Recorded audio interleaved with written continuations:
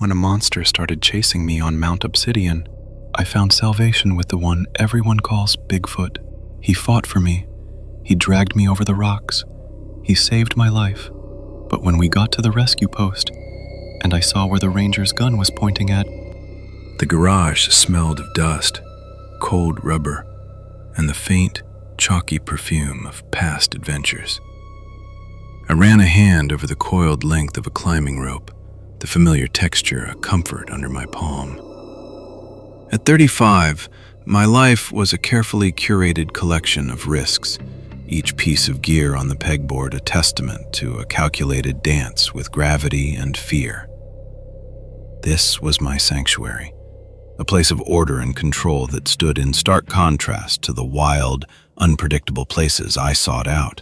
I was planning my next solo trip, a multi-day ascent of Mount Obsidian in the Cascades, a peak known more for the unsettling number of people who vanished on its slopes than for its technical difficulty. The forums whispered about it, a place of immense beauty and a deep, unnerving silence that was said to swallow sound itself. I cinched the final strap on my pack, feeling its solid, reassuring weight settle against my back. Before closing the lid, my fingers brushed against a small object wrapped in cloth. I unwrapped it. A simple wooden bird whistle, worn smooth with age, a good luck charm from my grandfather. He had carved it himself over 50 years ago. I smiled, a fleeting memory of the old man's calloused hands showing me how to cup it just right to produce a clear, two-note call that could bring chickadees flocking from the trees. It was a piece of my quiet, safe past that I always carried into the loud and dangerous present. As I zipped the pack shut, a sound drifted through the open garage door from the dense woods bordering my property. It was a bird call, but distorted, as if played through a broken speaker. It mimicked the two-note tune of my grandfather's whistle, but was deeper, guttural, and fundamentally wrong. A cold knot formed in my stomach. The evening chorus of crickets and frogs, which had been a steady, comforting thrum only moments before, fell utterly silent. There was no fade, no gradual quieting. It was as if a switch had been thrown, plunging the world outside my small circle of light into a profound and listening stillness. All that remained was the echo of that impossible sound, hanging in the humid air like a question I was terrified to answer. The air at the trailhead was thin and sharp, smelling of pine and damp earth. Mount Obsidian loomed over me, a jagged silhouette against a piercingly blue sky. It was magnificent and imposing, a wilderness that did not invite so much as it dared. The unsettling memory of the bird call from 2 nights ago felt distant here, a product of pre-trip jitters, perhaps. I tried to push it from my mind. A park ranger, a woman with tired lines etched around her eyes and a name tag that read Sullivan, gave me the standard briefing on bear safety and trail conditions from behind a worn wooden counter. She spoke in a monotone that suggested she had given this exact speech 1,000 times. She pointed to a laminated map, her finger tracing the main trail and circling the designated camping areas, none of which were my destination. When I told her my plan to push past the maintained trails into the unmapped basin on the mountain's western face, her practiced apathy evaporated. She looked up from the map, her gaze sharp and direct. She studied me for a long moment, taking in my gear, my posture, the confidence I probably wore like a coat of armor. "That's a bad place to be alone," she said, her voice dropping. "There are no trails back there for a reason." I assured her I was experienced, that I had a GPS locator and enough supplies for 10 days if needed. She nodded slowly, not convinced. As I turned to leave, she touched my arm, her grip surprisingly firm. "Just a word of advice," she said, her voice now a low whisper that did not carry past the counter. "The mountain has its moods. Sometimes it's best not to listen to what it whispers." I thanked her and headed up the trail, the strange warning fading with the sound of the parking lot, but leaving a cold residue in my gut. The first few hours of the hike were deceptively normal. The trail was well trodden, winding through towering Douglas firs and across streams that chuckled over smooth gray stones. But by midday, as I gained elevation and left the day hiker territory behind, I noticed the quiet. It was the same unnatural hush from my backyard, but amplified by the sheer scale of the wilderness around me. The usual chatter of squirrels, the drone of insects, the calls of jays, all of it had vanished. There was only the rhythmic crunch of my boots on the trail and the sound of my own breathing, loud and labored in the thin air. I chalked it up to the altitude, a common phenomenon where wildlife is scarcer. It was a logical explanation, but it did not feel right. The silence was active, a presence in itself.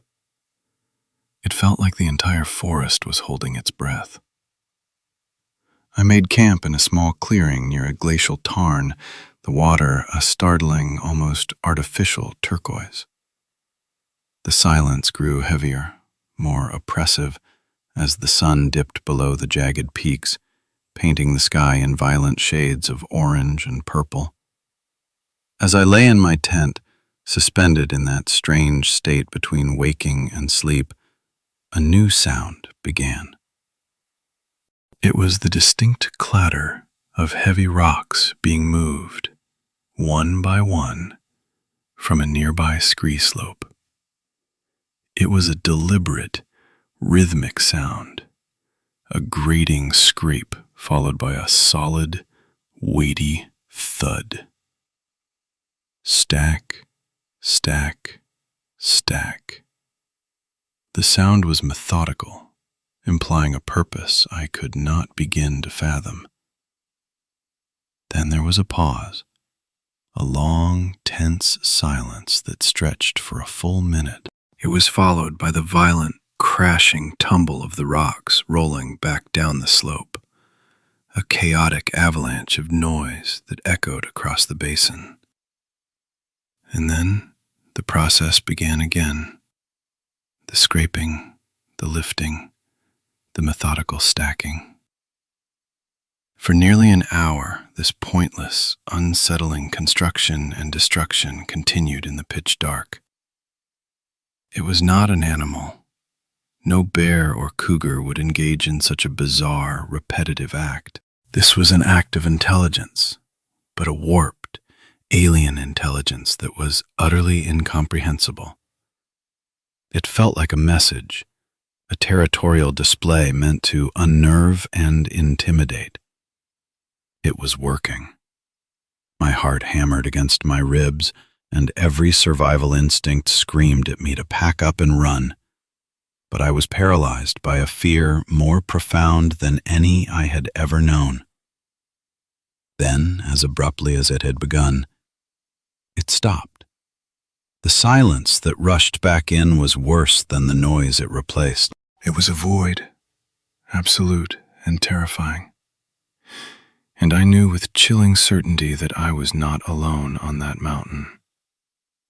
I felt the eyes on me the next morning. Sleep had been a shallow, fitful thing, and I broke camp before the sun had fully crested the eastern peaks, driven by a desperate need to put distance between myself and the memory of those crashing rocks. But the feeling of being watched was a physical weight, a persistent, prickling sensation on the back of my neck that no amount of rationalization could dismiss. In my periphery, I caught flashes of movement, something impossibly large and dark, keeping pace with me from within the dense cover of the forest. I would stop and spin around, my heart leaping into my throat, only to see nothing but the silent, indifferent trees. I told myself it was a bear, a trick of the light, the product of a sleep-deprived and paranoid mind. But the feeling of being watched only intensified, a laser focus that I could feel through layers of clothing. Then I heard it, and the last of my composure shattered. It was a second set of footsteps, heavy and bipedal, falling into perfect sync with my own. I walked. They walked. I stopped. They stopped. The mimicry was perfect, a deliberate and mocking act of psychological warfare. This was not an animal. This was something intelligent, and it was toying with me. Raw panic, cold and sharp, flooded my system, overriding every bit of training and experience I had. I broke into a run, crashing blindly through the undergrowth, abandoning the faint trail. Branches whipped at my face and arms, and roots seemed to grab at my ankles like bony fingers. I was not just running from the footsteps. I was running from the oppressive silence, from the weight of those unseen eyes. Behind me, the footsteps kept pace, never getting closer, never falling behind. I soon realized with a fresh wave of terror that I was not being chased. I was being herded. The presence behind me, whatever it was not trying to catch me. It was guiding my frantic flight, steering me deeper into the untamed heart of the mountain. A hidden root, thick as my arm, finally snagged my ankle, and I pitched forward, my momentum carrying me over the edge of an unseen drop. I tumbled head over heels down a steep, narrow ravine hidden by a thick curtain of ferns. I landed hard at the bottom, the wind knocked out of me in a pained gasp, my head cracking against a moss-covered rock. Stars exploded behind my eyes. When my vision cleared, I looked up, my body a trembling wreck of exhaustion and fear. Peering down from the edge of the ravine was a creature from myth. It stood on two legs, easily 9 feet tall, covered in dark, matted fur the color of wet soil. Its shoulders were immense, and its long, powerful arms hung nearly to its knees. But its face was not the stuff of nightmares. It was ancient, weary, the lines on its leathery skin speaking of ages I could not comprehend. And the eyes that met mine were filled with a startling, profound intelligence, and something that looked inexplicably like sorrow. It was a Bigfoot. Before I could scream, before my stunned brain could even process the command to move, the creature raised a massive, dirt-caked hand to its mouth, the universal human gesture for silence. And then, from the direction I had just fled, a new sound tore through the forest, a deep, guttural roar that vibrated in my bones, a sound of pure, predatory hunger that no bear or cougar could ever produce. The creature above, my silent pursuer, pointed a long, thick finger down into the ravine where I lay broken, its message clear and urgent. Hide. The creature, my shepherd, slid down into the ravine with a surprising, silent nimbleness that defied its immense bulk. It moved not with a crash, but with the controlled grace of an animal that had spent 1,000 years navigating this treacherous terrain. Not a single loose stone was dislodged by its descent. It landed softly on the damp earth, not 10 feet from me, and immediately gestured again. A low, sweeping motion with one massive hand, urging me to press myself flatter against the ravine wall. I obeyed without thought, my mind still struggling to bridge the gap between the impossible reality before me and the lifetime of certainty that such things did not exist. The shepherd crouched beside me, and the sheer proximity of it was overwhelming. A warm, musty smell, like damp soil and wet fur, enveloped me. I could feel the heat radiating from its body, see the slow, deep rise and fall of its chest. We were pressed together into a deep shadow behind a cluster of boulders and tangled roots as the hunter's approach grew louder. The ground began to vibrate with its footfalls, a rhythmic, earth-shaking tread that felt like the beating of a giant's heart. Then the smell hit me, a foul stench that made my stomach clench and my eyes water. It was the smell of rotting meat and wet soil, a miasma of decay that was so thick I could almost taste it. The hunter passed directly above us, on the edge of the ravine. It was taller than the shepherd, broader, and a thing of absolute terror built of nightmare and muscle. Its fur was scarred and patchy, revealing stretches of scarred and leathery skin beneath. Its mouth hung slightly open, and I caught a glimpse of yellowed and broken teeth. It moved with a brutal and single-minded purpose, its massive head swinging back and forth, making low, snuffling, and wet sounds as it sniffed the air. A low, continuous growl rumbled in its chest, a sound of pure, predatory hunger that seemed to suck the very air from my lungs. I held my breath, my heart hammering against my ribs so hard I was sure the monster above could hear it. I could feel the shepherd tense beside me, every muscle in its enormous body going rigid. This was not a rival. This was an apex predator, and we were both its potential prey. The hunter stopped directly above our hiding spot. My blood turned to ice.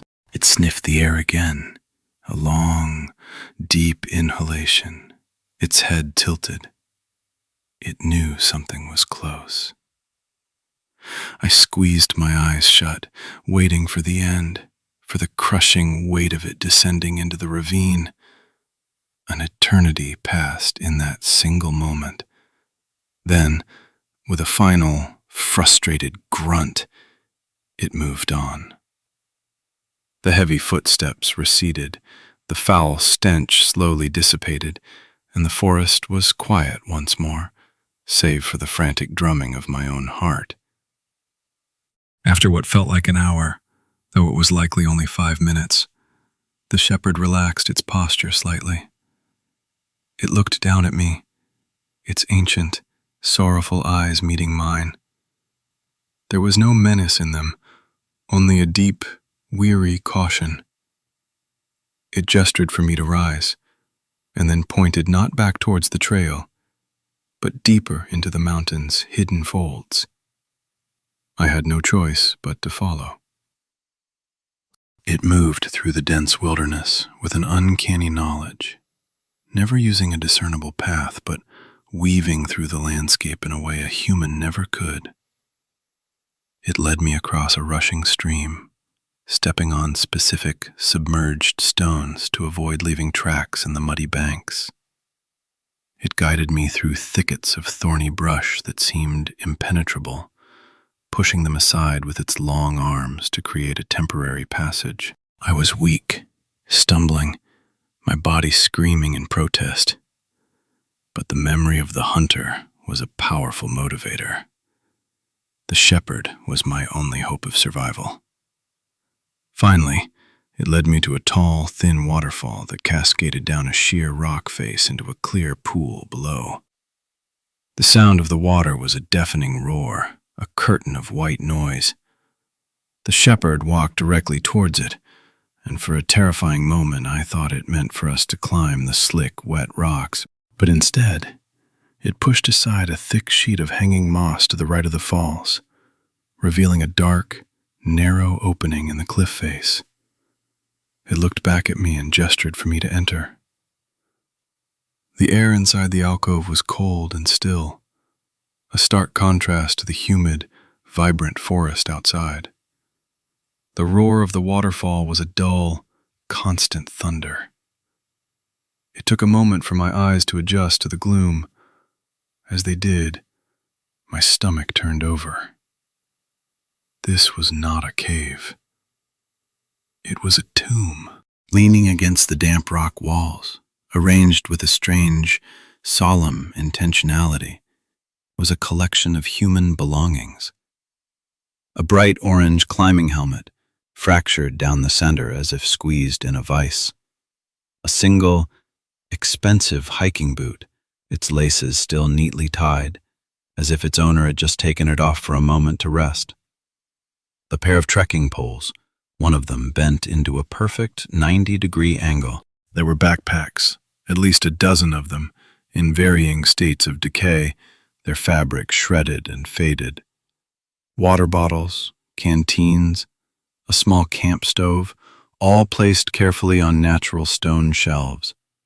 I saw a small waterproof camera, its casing crushed, the lens shattered into a spiderweb of glass.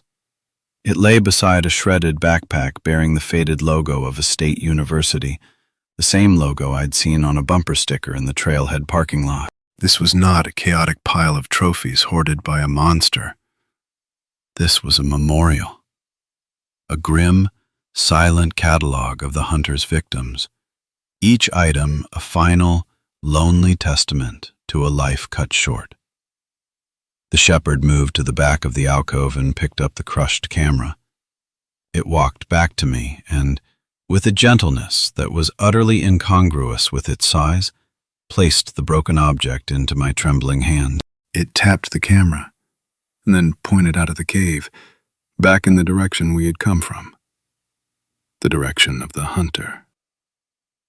The message was unmistakable, delivered without a single sound. This is what it does. This is who it hunts.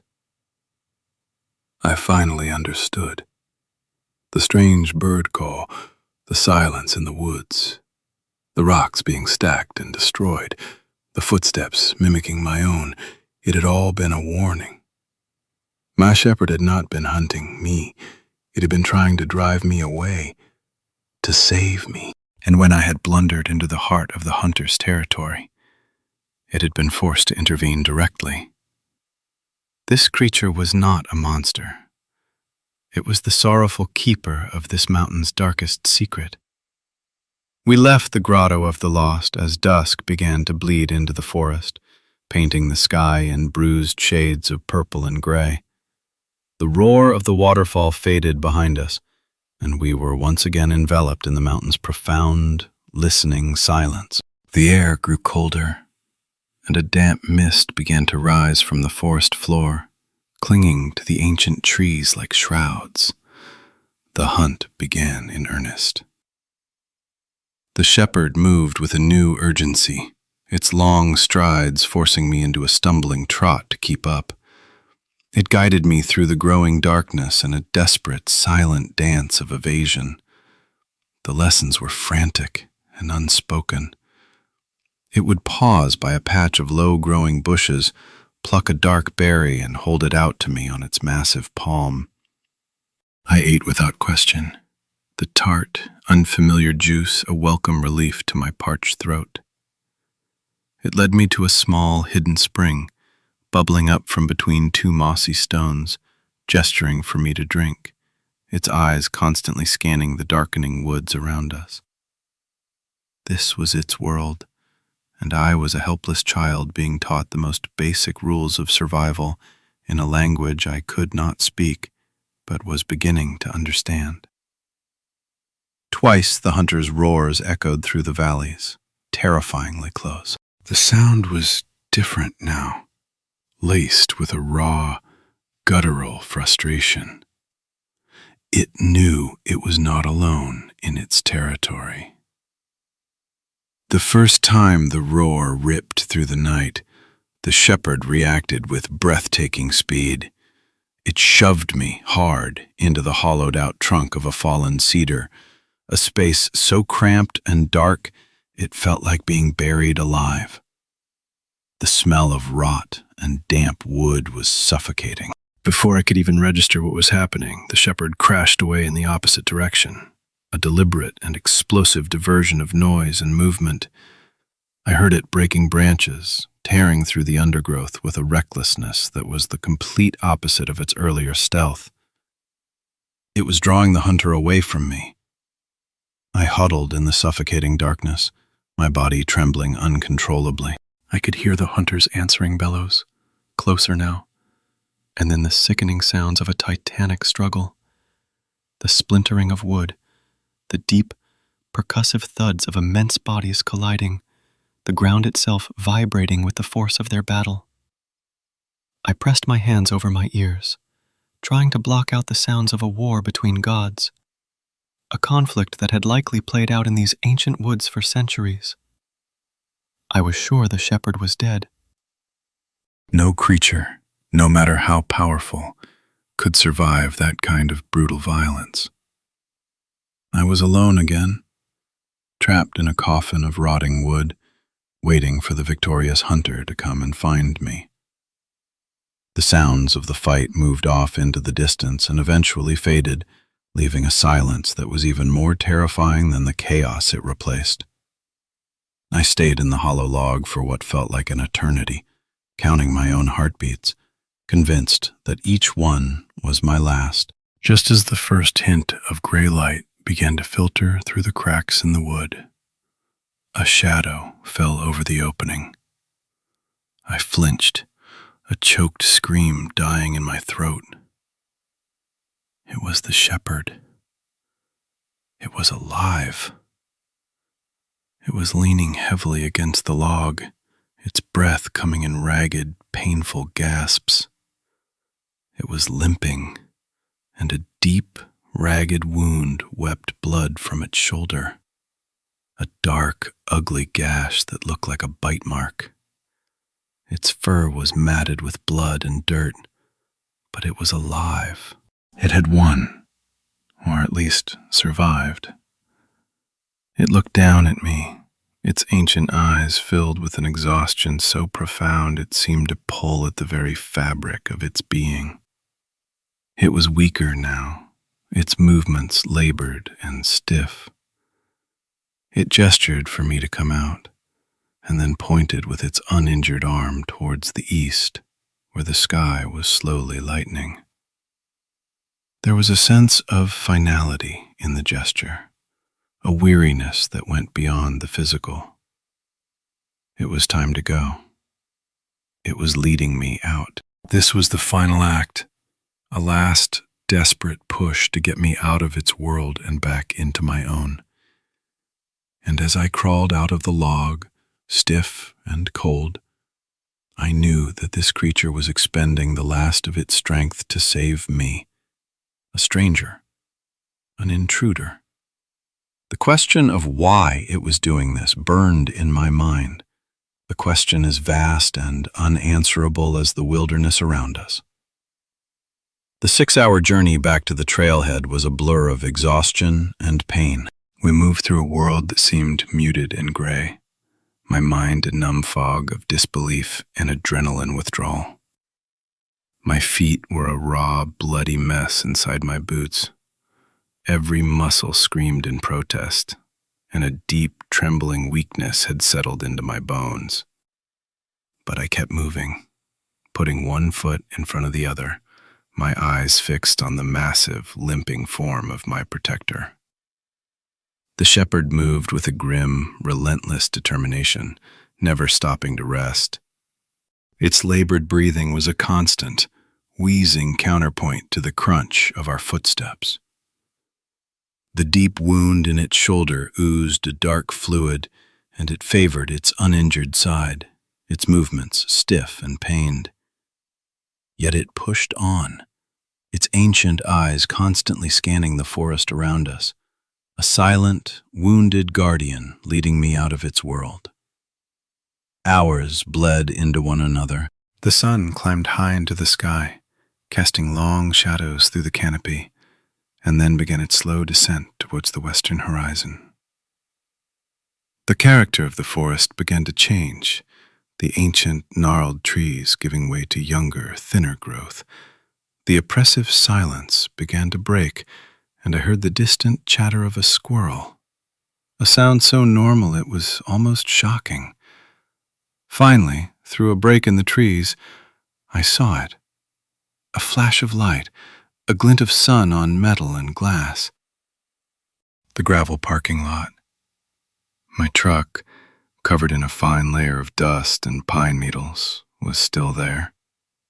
Beside it stood the small brown ranger station, a symbol of order and sanity in a world that had lost all meaning. I was safe. A wave of relief so powerful it almost brought me to my knees washed over me. I had survived. I had walked through a nightmare and come out the other side. I stopped at the edge of the tree line, about 50 yards from the parking lot, and turned to the creature who had saved me. It stood at the boundary between the wilderness and the world of men, its massive form partially cloaked in shadow. It would come no further. How do you thank a being that has fought for you, bled for you, a creature that should not even exist? Words were useless. So I did the only thing I could think of.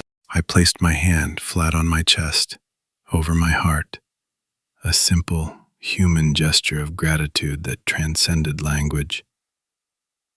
I owed it my life, and I wanted it to know. The shepherd watched me, its deep-set eyes holding an expression I could not comprehend. It was not relief. It was not understanding. It was something harder, something ancient and unreadable, like carved stone. It lifted its head, and from its throat came a short, sharp call. The same distorted, guttural two-note bird call I had heard in the woods behind my home what felt like a lifetime ago. A cold dread, sharp and immediate, pierced through my relief. Before I could process the meaning of the sound, a movement near the ranger station caught my eye. The monstrous hunter emerged from the trees on the far side of the clearing, its scarred face turning towards the sound. It had been waiting. The shepherd took a step towards me.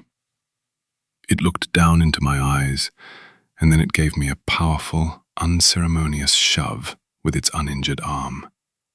I stumbled out of the forest, tripping and falling to my knees in the open gravel of the clearing, exposed and vulnerable. The hunter saw me. It ignored its injured rival and fixed its predatory, hate-filled gaze on the new, easier prey. As the monster began its earth-shaking charge across the parking lot, the door to the ranger station flew open. Ranger Sullivan ran out, shouldering a high-powered rifle with a large scope. My heart leaped with a wild, desperate hope. Rescue. Civilization fighting back. But as she brought the rifle to her shoulder and sighted down the barrel, I saw with a clarity that stopped my breath where she was aiming. Her barrel was not trained on the charging beast that was about to tear me limb from limb. It was aimed directly at the shepherd, who stood perfectly still at the edge of the woods, watching, its duty done. A terrible, sickening understanding crashed down on me with the force of a physical blow. This was not a rescue. It was a transaction, an offering. The ranger was not here to save me.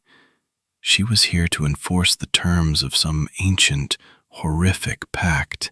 The shepherd had not saved me from the hunter. It had saved itself, sacrificing the human it had found to appease the greater predator that ruled this mountain.